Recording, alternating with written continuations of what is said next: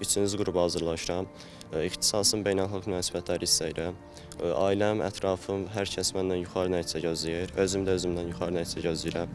Düzdür, biraz həyəcan, stres var, amma bütün hisslərim qarışıbdır. Yenə də yaxşı nəticə göstərmək üçün əlimdən gələni edəcəm. Hər kəsə uğurlar. Mütəxəssislər bildirirlər ki, imtahan qabağı yaranan stres təbii haldır. Lakin bu gərginlik idarə olunmadıqda diqqət dağınıqlığı, yuxu pozuntusu, əsəbilik, hətta fiziki yorğunluq kimi problemlərə səbəb ola bilər.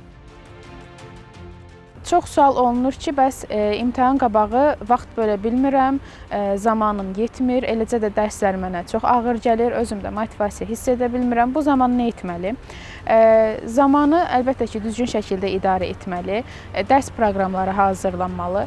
Eləcə də sadəcə abituriyenti dərslə yükləmək deyil də, onun istirahət zamanını da düzgün şəkildə bölmək lazımdır. Təhsil ekspertləri vurğulayırlar ki, düzgün planlama bu mərhələdə əsas rol oynayır. Günlük və həftəlik dərs qrafikinin hazırlanması, mövzuların hissələrə bölünməsi və müntəzəm təkrar həm biliklərin möhkəmlənməsinə, həm də stresin azalmasına kömək edir.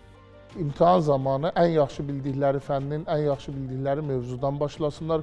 Bu mövzu sual kitabçasının lap sonuncu sualı da ola bilər. Yəni, ən asan bildikləri özləri üçün sualdan başlasınlar. Bu, onlarda ruh yüksəkliyi yaradacaq, özünə inam yaradacaq. Ondan sonra ikinci mərhələ yaxşı bildikləri sualları yazanda beyinləri yorulmayacaq. Əks təqdirdə ikinci suala baxanda belə beyinlərin bir yarısı qalacaq birinci sualın yanında ki, görəsən orada bütün variantları düzgün elədinmi, düzgün sıraladınmı? Bu səbəbdən yaxşı bildikləri sualları yazanda həm beyinləri yorulmayacaq, həm vaxt ikisinə yol verməyəcəklər. Eyni zamanda ruh yüksəkliyi nə qədər ki yerindədir, imtahan bir o qədər onlar üçün asan görünəcəkdir və daha tez bitirəcəklər. Yüksək stres və həyəcanlar olsa da, lakin bunları yatırtmağa çalışıram ki, imtahan vaxtı çox stresli olmayım. Çünki əlimdən gələn ən mükəmməl olmaq deyil, ola bildiyimin ən yaxşısı olmaqdır. Səhər vaxtlarında ən çox fizika və riyaziyyat fənlərini daha yüksək şəkildə edirəm ki, beynim çox yorulmasın və axşam vaxtı da səhv yazdığım suallara, imtahanlarda və dim buraxılış imtahanlarında səhv yazdığım sualların üzərində işləyərək bunları daha da gücləndirməyə çalışıram ki, imtahanda ən yüksək nəticəni göstərim. Valideynlərə tövsiyə olunur ki, bu dövrdə övladlarına əlavə təzyiq göstərməyə əvəzinə onlara dəstək olsunlar. Müsbət motivasiya, anlayış və düzgün istiqamətləndirmə abituriyentin özünə inamını artırır. Mütəxəssislər bildirir ki, ailə daxili gərginlik stresi daha da artıran amillərdəndir. İmtahan öncəsində valideynlərin üzərinə əsas düşən vəzifələrdən biri abituriyentin yeniyetmənin rahatlığını təmin etmək, xüsusilə də onun hansı sahəyə yönəlmək istədiyini onunla söhbətləşmək və məsləhətləşməsidir.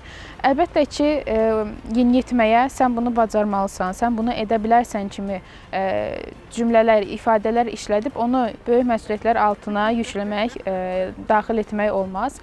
Hər bir halda abituriyentin öz istəklərini də nəzərə almaq və ona doğru istiqamət vermək lazımdır. Qabaqdan yaxınlaşan buraxılış və blok imtahanlarının stresi və həyəcanı vardı, təbii ki, hər bir şagirddə olduğu kimi. Və mən unutmamalıyam ki, bu buraxılış imtahanı bizi məktəb həyatından, universitet həyatına, uşaqlıqdan gəncliyə aparan bir yoldur. Hər bir valideyn kimi mənim də valideynlərimin tək bir istəyi var ki, mən bu buraxılış və blok imtahanlarında yüksək nəticə göstərim və istədiyim ixtisas, istədiyim universitetə daxil ola bilim. İmtahan qabağı stres qaçılmaz olsa da düzgün yanaşma və balanslı həyat tərzi ilə bu gərginliyi minimuma indirmək mümkündür. Uğurun açarı isə yalnız bilikdə deyil, həm də sakitlik, özünə inam və düzgün hazırlıq strategiyasında gizlənir. Həsən Məmmədov, xanım Rüstəmzadə, Rəşad Əkbərov, NTV Xəbər.